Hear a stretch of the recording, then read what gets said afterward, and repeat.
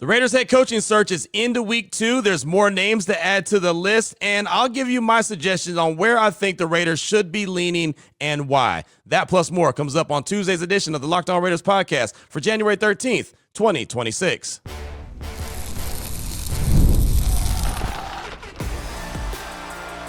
You are Locked On Raiders, your daily Las Vegas Raiders podcast, part of the Locked On Podcast Network, your team every day.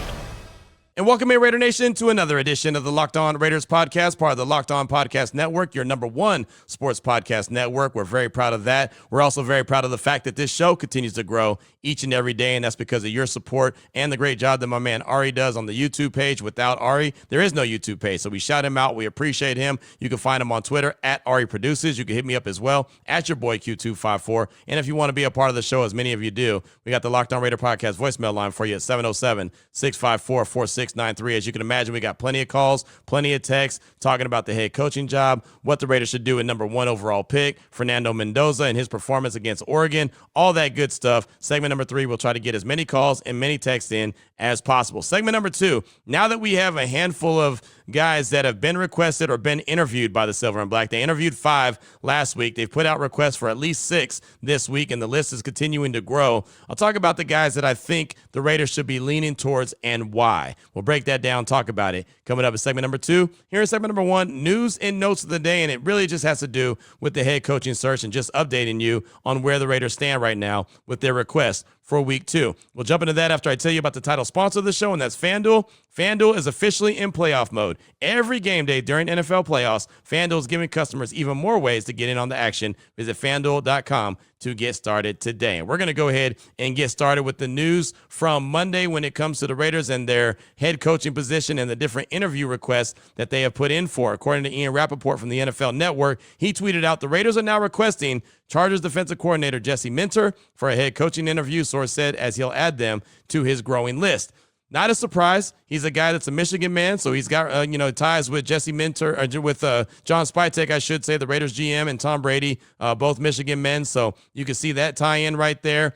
He's also a guy that's going to have a lot of different teams requesting his services. Me personally, I feel like he's going to end up in Baltimore with the Ravens. He worked there before. He knows that organization is ran. They obviously respect him as a defensive coordinator, and I could see Baltimore wanting to be ran by a defensive coordinator and then have a really well thought of offensive coordinator to run that scheme and get Lamar Jackson to get the most out of him. So just my gut feeling, that's where I think Jesse Minter ends up. But the Raiders did put in a request for him, and so he'll be added to the list of teams that talk to him for his services. I found this to be pretty interesting, talking about the Baltimore Ravens and their former head coach, John Harbaugh. Adam Schefter put this out on Monday as well.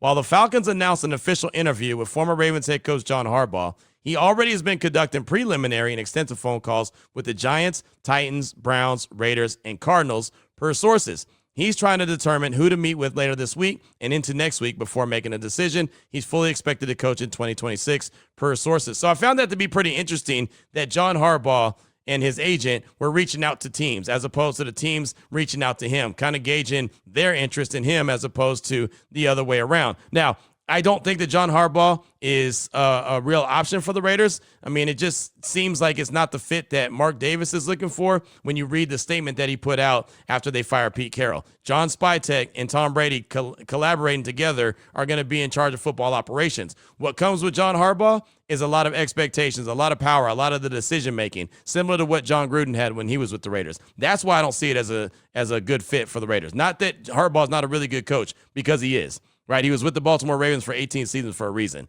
Right, he's like 12th on the all-time wins list with 193. Really good coach, has a Super Bowl, trophy under his belt. Like, been there, done that. He's fantastic. Any team will be lucky to have him, and I don't blame any team for talking to him. I just think for the scenario that the Raiders are in right now and the position that, again, it sounded like when Mark Davis put out that statement. As a matter of fact, I got that statement right here. Let me go ahead, just in case you didn't get to read it. Let me go ahead and read it to you. I'll do the heavy lifting. How about that? So the statement says, if I can find it, here it is. The Raiders have relieved Pete Carroll of his duties as head coach. We appreciate and wish him and his family all the best. Moving forward, and this is the part that matters, General Manager John Spytek will lead all football operations in close collaboration with Tom Brady, including the search for the club's next head coach. Together, they will guide football decisions with a shared focus on leadership, culture, and alignment with the organization's long-term vision and goals. That's, again, from MD. That's why I don't think that John Harbaugh is part of the Raiders' plans, but I don't blame them if they interview him. Now, with that being said, Monday night, we saw a wild card round. We saw the Pittsburgh Steelers lose. Matter of fact, they got mollywopped by the Houston Texans defense. The Texans defense scored 14 points on their own, 2 touchdowns, right? The Pittsburgh Steelers only scored 6 points as a team. And Houston didn't do anything offensively. They turned the ball over multiple times, and Pittsburgh couldn't do anything. That defense was incredible. I say all that to say, after 19 seasons, it could be a done deal for Mike Tomlin. Not that I think he's going to get fired, but possibly he makes a decision to walk away. I don't think that an organization that has only had 3 head coaches in my whole lifetime is going to fire that coach anytime soon, right? They've had Chuck Noll. They've had, what's his? Oh, man, I hate that I can't remember his name. How do I not remember his name? Oh, man. Anyway, and they've had Mike Tomlin and Coach. Man, Bill Cowher. How can I not mention Bill Cowher's name, man? Don't let me forget Bill Cowher's name. I always had a lot of respect for him. But anyway, those are the 3 coaches they've had in my lifetime. So don't think that, they're going to be firing Mike Tomlin anytime soon, even though he's one and done once again in the playoffs. I think if anything, they'll mutually part ways. He'll make the decision to walk away. He can go to TV. He'll be great at that, and he could also coach wherever. So now, obviously, if he were to do that, I'm sure the Raiders would want to talk to him as well. The question is, would he want the Raiders, that position? Would he want that kind of a job with maybe questions of stability because the Raiders haven't shown to be that stable organization? But again, that's for another time. Maybe there'll be some decisions by the time you're listening to this. Maybe he'll make a statement. Maybe the team will make a statement. Maybe it'll be a joint. Who knows? But sooner rather than later, we'll find out something about Mike Tomlin's future. So far this week, just getting you caught up on the interview requests that the Raiders have made. They put in a request for Panthers defensive coordinator Ejiro Evero, Rams offensive coordinator Mike LaFleur, Rams defensive coordinator Chris Shula, Rams passing game coordinator Nathan Scheelhaus, and Green Bay Packers defensive coordinator Jeff Hafley, then also Chargers defensive coordinator Jesse Minter, and apparently John Harbaugh has called the organization, or at least his agent representation has called the organization as well. One other little nugget. Well, actually, before I get to that, defensive coordinator Vance Joseph interviewed last week. Quarterback coach Davis Webb for the Broncos interviewed last week. Offensive coordinator for the Chiefs Matt Nagy last week. Offensive coordinator Clint Kubiak for the Seahawks, and former head coach of the Browns Kevin Stefanski. They all interviewed last week. The other ones I mentioned are all requests for this week. But the final nugget I have for you for segment number 1 is Mike McDaniel, former coach there in Miami. He's had multiple interviews to be a head coach, but I think that his best case scenario is this one. He's visiting with the Lions. This is according to Ian Rappaport. Mike McDaniel will interview for the Lions offensive coordinator job tomorrow, a potential big fish for Dan Campbell. I think that'd be the best case scenario, is have Mike McDaniel be an offensive coordinator there in Detroit, get them back where they need to be. You know that they have a lot of talent. Dan Campbell's a really good head coach, but he's not the offensive coordinator. I think that Mike McDaniel could really rehab his standing as a head coach if he goes there and does a really good job and all of a sudden gets the Lions back into the playoffs, and then he'll be at the top of the food chain when it comes to potential head coaches next year when this cycle comes around. But that's just me. So who do I think that the Raiders should target and why? We'll actually talk about that and break it down in segment number 2 of today's Locked On Raiders podcast. Before we get to that, though, I do want to tell you about a couple great sponsors we have here on the show, and the first one is Indeed. If you've ever hired someone who looked good on paper but wasn't the right fit, you know how important that is. When you want candidates who truly match what you're looking for, trust Indeed sponsored jobs. Hiring, Indeed is all you need. Stop struggling to get your job post seen on other sites. Indeed sponsored jobs put your post at the top of the page and helps you reach the right candidates faster. Instead of struggling to get your job post seen, Indeed sponsored jobs help your listing stand out and reach quality candidates faster. Sponsored job boosts your posts to the people who are the best match for your role, and that makes a real difference. And according to Indeed data, sponsored jobs posted directly on Indeed are 90% more likely to report a hire than non-sponsored jobs. Spend more time interviewing candidates who check all your boxes with less stress, less time, and more results using Indeed sponsored credit to help give your job the premium placement it deserves at Indeed.com/LockedOnNFL. Go to Indeed.com/LockedOnNFL right now and support the show by saying that you heard about Indeed on this podcast. Terms and conditions apply. Hiring, do it the right way with Indeed. Side note, the radio station, we use Indeed as well. That's a testimonial. I also want to tell you about Quo.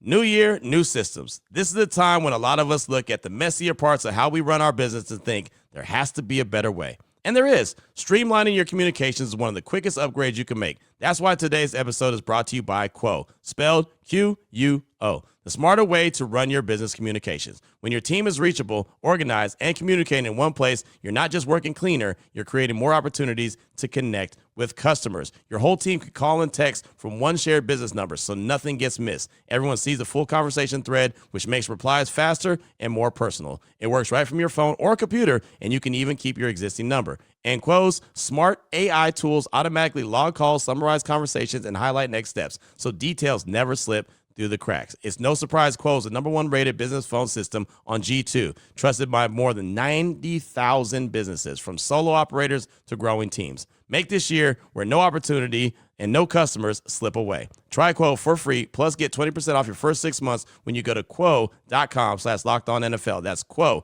QUO.com/lockedonnfl. Quo, no missed calls, no missed customers.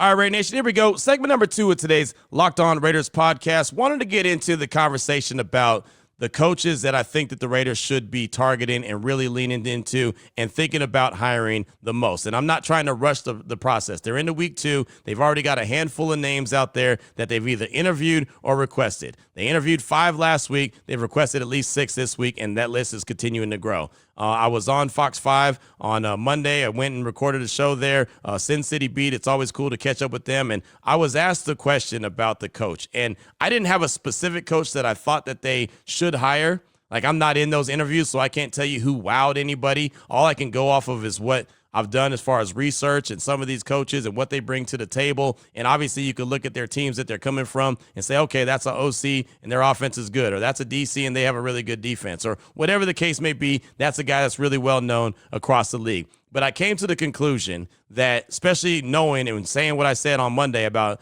Fernando Mendoza really being the no-brainer situation. I mean, obviously there's a process to the whole draft process, and by the time they get to April, you know, anything could change or whatever the conversation. Teams will offer a potential trade, and, you know, you can listen to that. But I think it's a no-brainer. Fernando Mendoza will be the quarterback. With that being said, I just feel like a young, offensive-minded dude is the way to go. And it's funny, on my radio show on Monday, I used the Carolina Panthers for an example of the trajectory of what the Raiders could possibly do. And you probably say, well, why'd you use the Panthers? Well, I looked at all the teams that are still in the playoffs, and I thought, well, they're not like this team, that team, and the other. I went through every team that played Wild Card Weekend and didn't come up with any team but Carolina that I could see the Raiders being close to, right? They're going to have an opportunity to get their franchise quarterback, just like Carolina did when they went and made the move for Bryce Young. Only difference is they made the move for Bryce Young, and they had Frank Reich as their head coach, right? This was supposed to be a match made in heaven, and it only lasted 11 games and Frank Reich got fired, right? And so then Dave Canales comes in. And after 2 games of Dave Canales' first year with the team, him and the GM decided to sit Bryce Young. They benched him. Remember, everyone's like, oh, my gosh, need to trade for him. Trade for him. He's done in Carolina. And they never had a plan of trading him. They never said he was done. They were just sitting him down, letting him clear his mind, get his mind right so he can get back out there. And then you see them play in the wild card round, and they almost won, right? They almost knocked off the Rams, and they knocked off the Rams earlier in the season. They were 10.5-point underdogs, and they just barely lost that game, right? And so I looked at them as a 5-win team first year under Dave Canales. They won 8 games this past year, and 8-9 got them to the playoffs. Matter of fact, won their division. That's not going to happen in the AFC West or the AFC in general, right? The AFC West is too good. So 8-9 is not going to get you to the postseason. But I looked at that as the trajectory and the alignment that was between Dave Canales and Bryce Young, right? Even though he benched him. Matter of fact, Dave Canales, this is how it goes all full circle. His first career victory as a head coach, you guessed it, came against the Raiders week 3. Remember when Andy Dalton came into Allegiant Stadium? They had just benched Bryce Young. And we all thought this was the Raiders were coming off the victory against the Baltimore Ravens. Oh, man, the Raiders are going to get, back-to-back wins. They're going to beat the brakes off the Panthers. Nope, didn't happen. Dave Canales, that was his first win of his coaching career as a head coach. He was a young OC.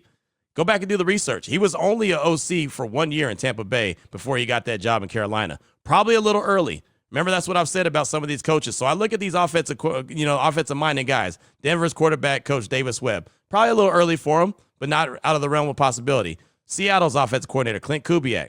or head coach Kevin Stefanski, former Cleveland head coach Kevin Stefanski. Now, I'm not a huge fan of head coaches that just got fired and letting them get hired again as a head coach. But, I mean, he's got skins on the wall. He's been a 2-time coach of the year in the NFL. So I could see him. He's not as high on my list, but he could be a guy that also has an offensive mind that can, help groom a young quarterback like Fernando Mendoza. Rams offensive coordinator Mike LaFleur, I could see him being part of the mix and coming from the Sean McVay tree. That's always good. Same with Rams passing game coordinator Nathan Shieldhouse, right? I can actually see a scenario where LaFleur gets the head coaching job and Shieldhouse becomes the offensive coordinator. I could see that. And then them running a system that's very similar to what Sean McVay runs in L.A., and the Raiders already have a couple tight ends that can do it, right? And Brock Bowers and Michael Mayer. I can see that. That actually, to me, would probably be the one that I think is most likely to happen. But any of these guys I'm good with. I just think that the pairing of a younger offensive coordinator, offensive-minded guy, I know Stefanski's not as young as like Webb and Kubiak and LaFleur and Shieldhouse, but I could see any of those offensive minds being the guy. We've talked about defensive-minded head coaches, and they're very good, and they can always bring in a hotshot offensive coordinator. But if you do really well, then just like I talked about Mike McDaniel in Detroit, if he ends up taking that job with the Lions as the OC, he'll be on the first thing smoking out of there. Right, because this next cycle will come around. They'll be like, man, that guy's right there. He's an up-and-coming head coach. Let's go get him. So maybe that's like a Davis Webb or a Shieldhouse if they end up going with a defensive-minded head coach like a Jesse Minter or something like that. So I really wouldn't be surprised if there was a LaFleur and a Shieldhouse pairing. That to me would not surprise me at all. Like I said, you can go with a defensive-minded guy, CEO type, but then you're going to run that risk that OC is going to leave as a potential head coach. And to me, it just makes sense since the quarterback makes sense. Fernando Mendoza makes all the sense in the world. I know Raider Nation's all fired up about him. I had so many friends that hit me. I was like, man, I'm about to get that Mendoza jersey. That thing's going to hit in Allegiant Stadium. And it will, right, if the Raiders go ahead and handle their business. And I know that we're months away from the draft, but it'll be here before you know it. Trust and believe that. So I just think that it makes the most sense to go with a younger guy, let him grow. I wouldn't mind if they gave him a 5 or a 6-year deal. Dave Canales in Carolina, they gave him a 6-year deal. Remember when Kyle Shanahan took the job in San Francisco? 6-year deal, right? And I know people don't like to hear 5 wins, 6 wins in year 1, maybe 8 wins in year 2, but that's the kind of build that I think it's going to be for the Raiders. I don't think it's going to be a quick Jacksonville, Liam Cohen turnaround. I just don't, right? I don't see it being that quick, and is that sustainable? And John Spytek talked about that over a week ago when he had his press conference after Pete Carroll got fired. He said, I don't expect it to be a Patriots quick 1-year turnaround. I don't expect it to be a Jaguars 1-year turnaround. The Raiders are going to have wholesale changes. They have 22 free agents. And at some point, we'll go over the in-house free agents, who the Raiders should bring back. We'll focus in on that, but we'll do that a little bit later because, look, they got to get a head coach first. But to me, the pairing that makes sense, and again, to take a page out of Al Davis's playbook, right? A lot of times he was ahead of the curve. He would get the coach before they were the hot name, right? And John Gruden is a perfect example of that. Got him before anyone really knew who John Gruden was, right? He was the guy in Philly with the hat backwards that was, talking mess to the offense as he was trying to get that, that offense together. He was the guy that was doing all the, the intern work basically in Green Bay, right? Putting together the different call sheets. But he was never a guy that's like, oh man, John Gruden, that's the hottest name going, until he got hired and we all were able to see what he was able to do as the head coach. That's the kind of pairing that I think that the Raiders are going to do and try to give them a ramp up.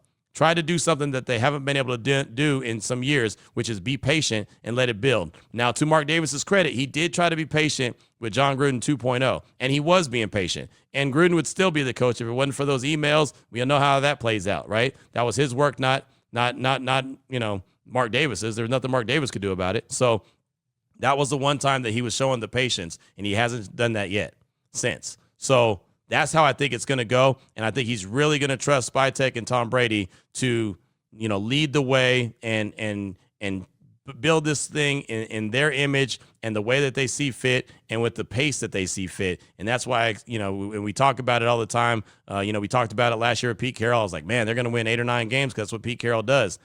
This year, I don't have any idea. Obviously when we find out who the head coach is and we see, the some of the wholesale changes that they make, we can start to have judgment. But if it's a new head coach like a Davis Webb or a Kubiak or a LaFleur, one of those guys, Shieldhouse, I don't expect a ton of wins, and their schedule is not going to be very easy. The opponents, we already know who their opponents are. There's nothing to shake a stick at. So that's the way I think that they need to go.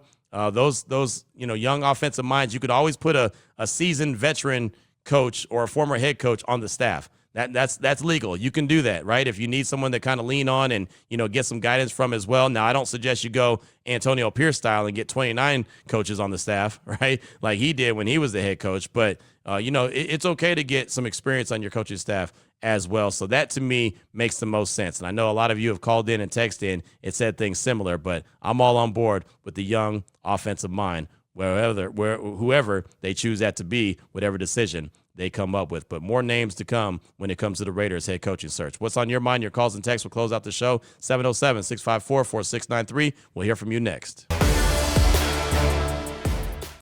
Before we get to that, though, I do want to tell you about a couple more sponsors we have here on the show. And the first one is Gusto. Let's be real. No one starts a business for the joy of calculating tax withholdings or managing payroll spreadsheets. That's where Gusto comes in, to take the stress out of payroll, benefits, and HR so you can focus on running your business and supporting your team. Gusto is the all-in-one remote-friendly payroll and HR platform that makes managing your team simple, transparent, and fast. Whether you're hiring, onboarding, or paying employees, Gusto helps you do it all from one place without the hassle or hidden fees. Unlimited payroll runs for 1 month monthly price, which means no surprise charges at the end of the month. Gusto's automated tools like offer letters, onboarding materials, and direct deposits will save you hours every single week. Right now, try Gusto today at gusto.com/LockedOnNFL and get 3 months free when you run your first payroll. That's right, 3 months of free payroll at gusto.com/LockedOnNFL. One more time for the folks in the back row, gusto.com, gusto.com/LockedOnNFL. I also want to tell you about FanDuel. Wildcard round, it's officially in the books. FanDuel is officially in playoff mode. Every game day during the NFL playoffs, FanDuel is giving customers even more ways to get in on the action. Right now, every NFL playoff game day, FanDuel users get a profit boost pack waiting for them inside the app. Each game day, you'll see a pack loaded with multiple profit boosts. You can apply to bets you like the most. Open your profit boost pack first thing on game day and see what boosts you want to apply. The boosts give you more juice on the bets you already like instead of forcing you to bet something new. Every play feels bigger, and the boosts make your bets feel that way too. You make your picks and apply your profit boost to go after even bigger payouts while the playoffs get rolling. Visit FanDuel, an official sportsbook partner of the NFL, and grab your profit boost pack every NFL playoff game day. Here we go, Raider Nation. Segment number 3 of today's Locked On Raiders podcast. We hear from you. Calls and texts off that Locked On Raider podcast voicemail line, 707-654-4693. Before we do that, though, do want to thank you so much for making this the first listen of the day. We definitely appreciate that. Up first, Jordan from Northern Colorado. He's calling to talk about Fernando Mendoza and what he thinks of the Indiana quarterback. Here's Jordan from Northern Colorado. What's up, Q? This is Jordan from Northern Colorado. Man, like you said, no question, we got to take Mendoza number 1 overall. I mean, like a lot of people on ESPN and major media are saying, sports media, he's generational. I mean, there's no question about it. You know, I had my speculations early in this college football season between him and Moore, and I was in a lot of the mindset of you where, straight back, gather some picks maybe, especially when the Jets went to pick 2. I thought that was a layup opportunity to kind of get the best of both worlds. Not anymore. Not after that performance by Mendoza over the weekend. I mean, that was absolutely phenomenal. Like you said, it's got to be as simple as that. No need to complicate things. Go and get Mendoza. I liked what you said in your past show about, how the Latino community is definitely going to embrace Mendoza, and I think there's no question about it. He's a Raider. I mean, you referenced Jim Plunkett. He was Latino. Now we reference Flores as the first ever head coach to win a Super Bowl that was Latino. I mean, this just feels all too right for Mendoza to not be a Raider. I mean, the stars are aligning exactly the way we were, and it's frankly making this season feel a little bit more worth it being as bad as we were. Thanks, Q. I love everything you do. Been a long-time listener. Peace. Jordan, thanks so much for the call. It's so funny, man. I was in Fernando Mania on my radio show on Monday. Ari did a fantastic job with the intro, and Raider Nation lost their mind with the Fernando song, the ABBA song, and it was wild. And some highlights. Ari did a great job, but that's kind of what he does. And as far as he goes at the pick, I think it's a no-brainer, right? I do believe there'll be a team or two calling, for a possible trade. You have to listen, but you don't have to take them up on their offer, right? They can give you an offer that you can't refuse. Maybe the Raiders make, the decision and they, go drop down to number 2, number 3 overall. Who knows? But all in all, I think, and this is January, I don't think this is a hot take. It's just, a open, honest take when it comes to the observation. I think Fernando Mendoza is a no-brainer, right? That's why I was talking about him on Monday's show. I can't wait to see what Allegiant looks like with all those Mendoza 15 jerseys. Jordan, thanks so much for the call. Definitely appreciate you. Up next, got a text from Raider Mike in the 209. Says, Q, Raider Mike from the 209. That's Motown. I'm all in on Mendoza, number 1 pick for all the reasons you talked about on Monday's podcast. We better not screw this up. Use the next 9 picks in free agency to shore up the O-line and get Surratt for Mendoza and fill other defensive needs. Edge, lockdown, corner, linebacker. We're closer than everyone thinks. Raider Nation for life. Raider Mike from the 209. Motown is out. That's Modesto, California, for anyone that doesn't know.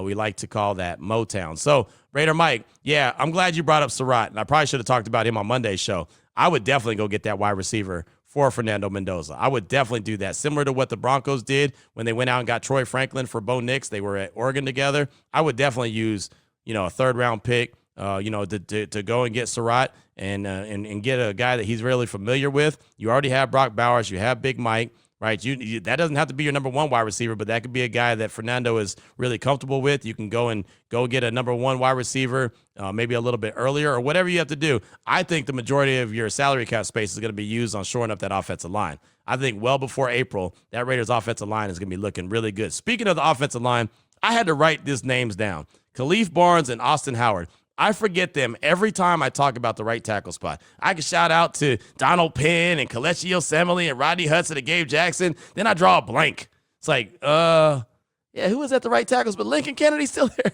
No, Khalif Barnes and Austin Howard. I literally have it on my computer screen over here. I'm not going to forget them anymore. My guy, Just Win Will, actually called my radio show on Monday and was like, Q, this is your homework assignment. Write down Khalif Barnes and write down Austin Howard because every time you talk about them, you always forget those guys' names. And I do. Apologies to the right tackles. My bad. But those are the guys that I was talking about on Monday's show, and I always forget their names. So shout out to my guy, Just Win Will, as well. And Raider Mike, thanks for the text. I appreciate you. Up next, got a quick call from the 707. He's calling to talk about the narrative that's been talked about a lot, that you can't draft a quarterback because the O-line is a mess. There's a call from the 707. Man, just listened to your Monday show, and I feel seen.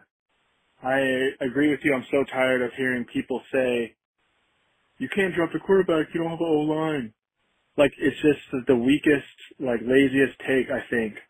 Obviously Mendoza is proven that he is deserving to have the number 1 pick, but they act like we don't have cap space. They act like you can't, sign guys in free agency. We have a lot of money. We can do it. Teams have done it before. Look at Ben Johnson. Like you said, look at when we had the car insurance. I'm just so annoyed of hearing that take on so many different shows. I'm like, dude, that's just you are being lazy. You wrote this quick one down. They don't have an O-line. Boom. Don't draft a quarterback.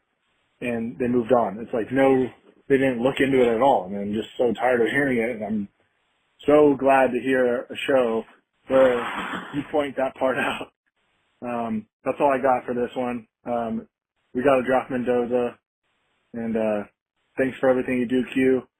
Thank you, Ari. And looking forward to free agency and seeing who we sign. Let's go Raider Nation. Just win, baby. Thanks so much for the call. You got to give me your name next time, my man. But, it really blows my mind how many people say and don't understand that it can be done in free agency. It's not like they're in the red, right? The Raiders have $100 million plus in salary cap space, right? And I know they have 22 free agents of their own, but they're not signing all those guys back, right? This roster is going to look completely different.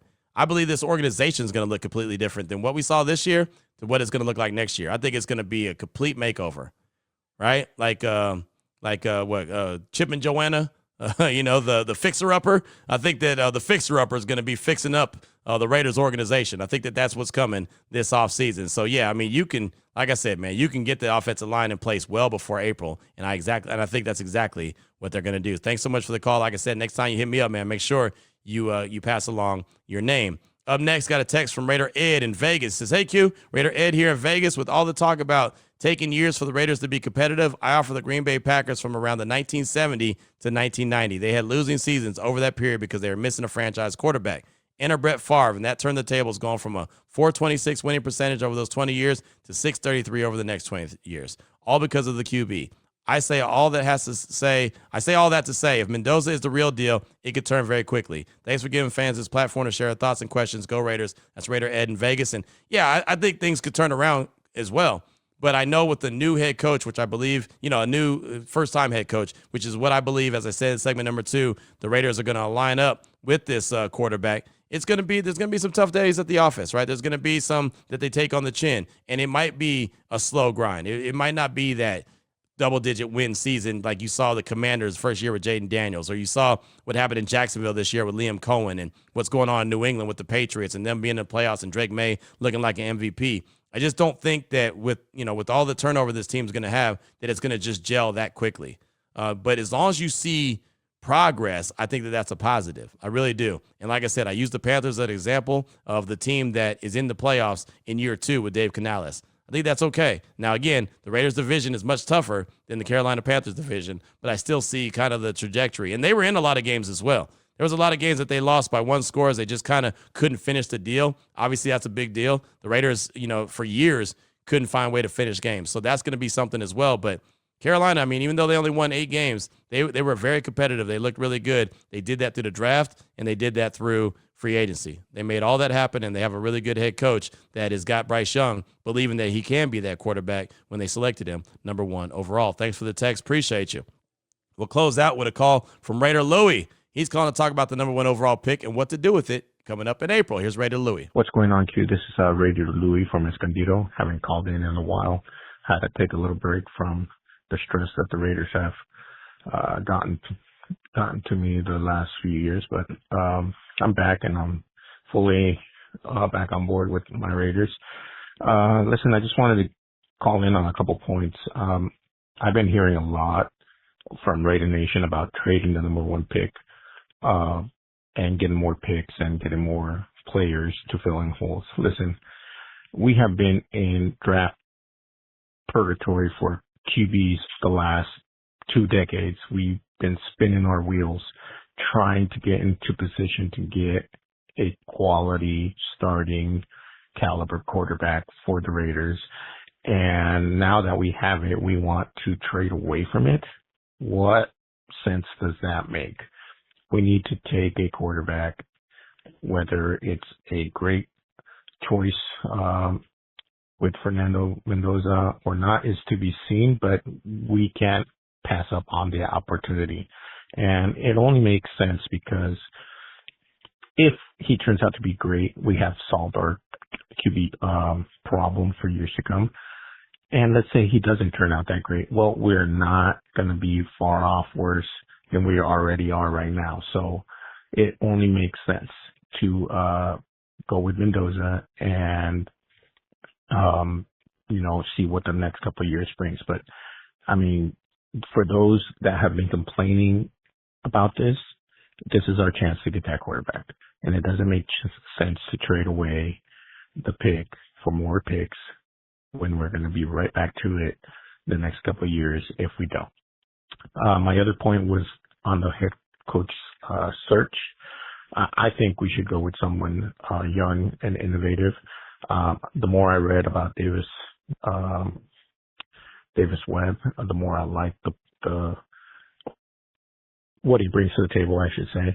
I think he's a good option.